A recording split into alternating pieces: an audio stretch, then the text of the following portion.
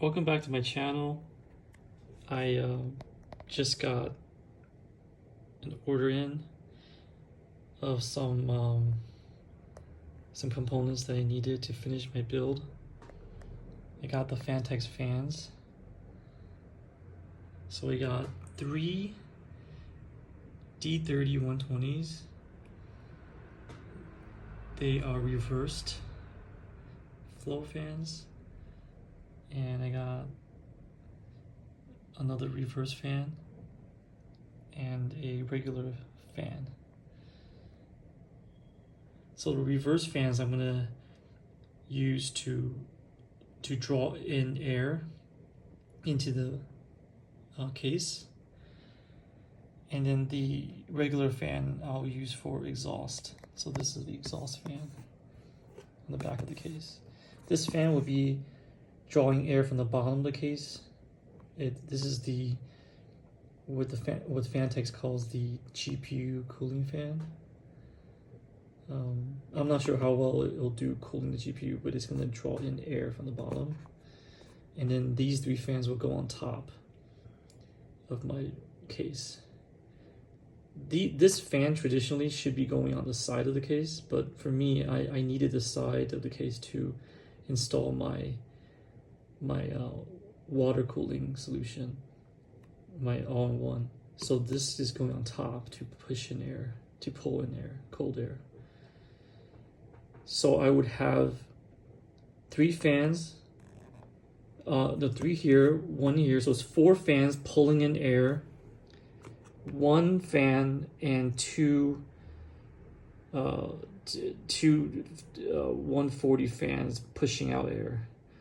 Because the 2 fans, two 140 fans is on my Crack and Elite, so that's pushing out air. That's pulling air out of the hot air out of the case, right? Because it's obviously because it's on a radiator. So that means my case, it won't be neutral pressure, but it will be close enough. It will be, I believe. Yeah, it'll be positive pressure because it'll be more air coming in than going out. So I read online that positive pressure or neutral pressure is ideal for a case. I also bought, these are 500 millimeter or 50 centimeters long extension cables. This is the 8-pin motherboard extension cable. This is a CPU cable. And then this is the 24-pin extension cable. Also 500 millimeters, so 50 centimeters. These are both from Phanteks. And they are pretty long. Like standard cables run you 300 millimeters, so 30 centimeters. 300 millimeters is around 11 point something inches, so almost 12 inches or a foot. So 500 millimeters is quite long. It's approaching, probably like a foot and like, I don't know, 8-9 inches, something like that. So it's pretty long. It's almost like 2 feet of cable. But yeah, I needed these because my PSU came with cables that were really short. So Phanteks sells these, I think, because they know that the cables that come with their PSUs are really short. So I think this is just one more way for them to make money, basically. But I did buy a non-ATX PSU. So me buying an SFX PSU and that coming with short cables actually makes sense because the SFX PSU is meant for ITX builds. So the fact that the cables are short does make sense to me. So I don't really blame them for that. So, and also these cables are really nice. They're they're braided cables. And so these fans are really nice, really premium.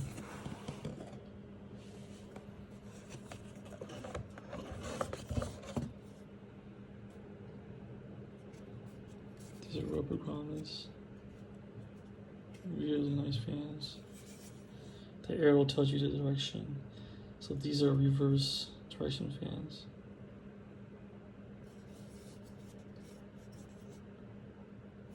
there's some weight to these fans too. They're not like really cheap. See, it says reversed. D3120 DRGB. 250 to 2000 RPM. So these fans can be used for more than just system fans, case fans. They're good for case fans and radiator fans. So for your cooler, you can use these fans for your cooler, whether it's air cooler or water cooler. It's a very nice fan. Nicest fan ever bought in my life. So there's 3 in the box here. I bought 5 fans. So this is what it looks like installed.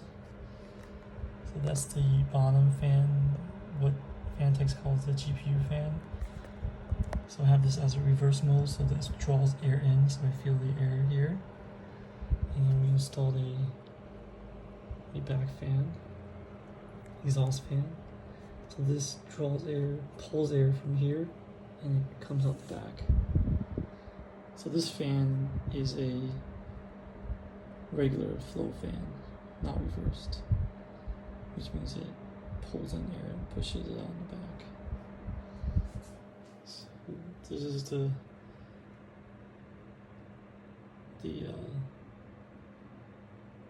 my setup right now, my build with RGB, all the RGB glory.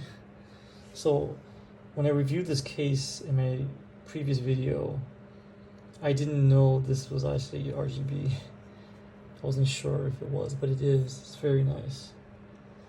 And so all the fans and the RGB strip here are connected to the same cable, which is nice. And this is obviously my Kraken Elite. These fans are from the NZXT, These fans are not as nice as these fans. These Phanteks fans are really nice. They're built really well. I think there's aluminum, I believe, in the middle there. It feels metallic to me. These fans are, I think, plastic, but they're larger. They're 140 each. I could obviously buy 140 fans to replace these, and I could buy the Phanteks ones like here, say, because they make 140s, 140 millimeters. So, and these, if you notice, these fans are nice. They have covers, screw covers.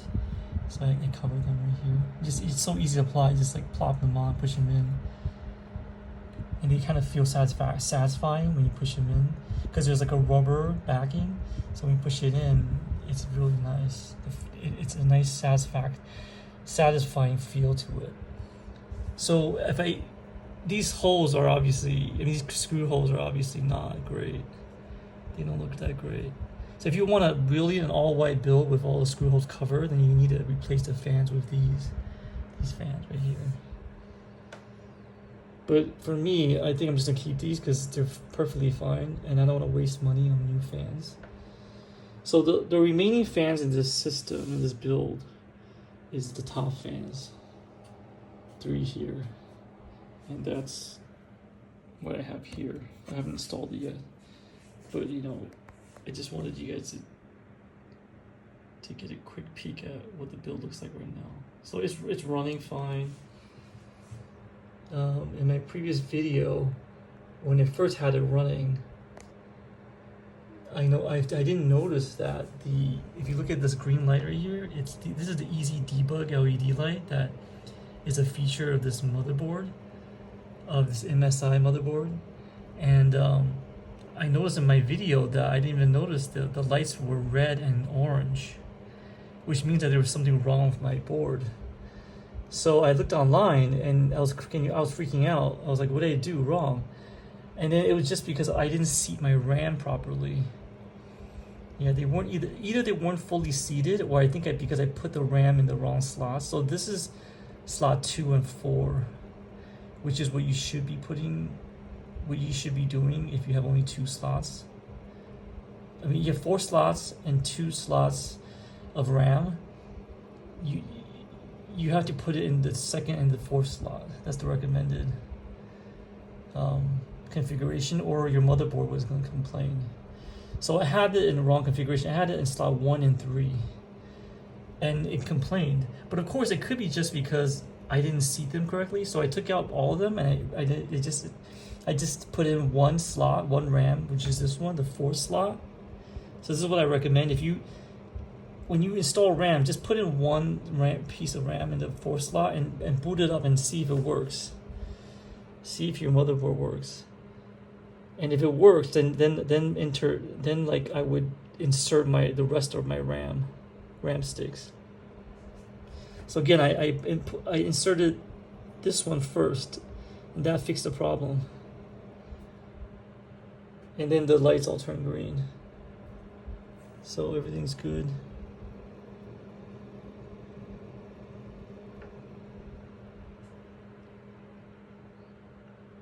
So I was even able to play Skyrim with this build already. I don't have a GPU installed, but I don't need one because the CPU comes with integrated graphics, Radeon graphics, and is perfectly fine for Skyrim. I could play Skyrim on ultra settings with that integrated graphic chip, because the game is like how many years old now? Like 13 years old or something. It came out in 2011. Yeah, so it's an old game now.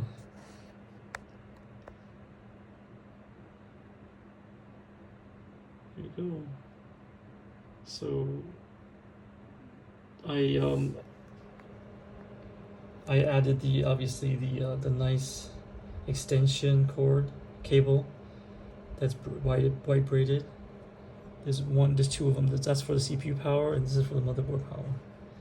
And they both go into the PSU. I can give you a tour of the back.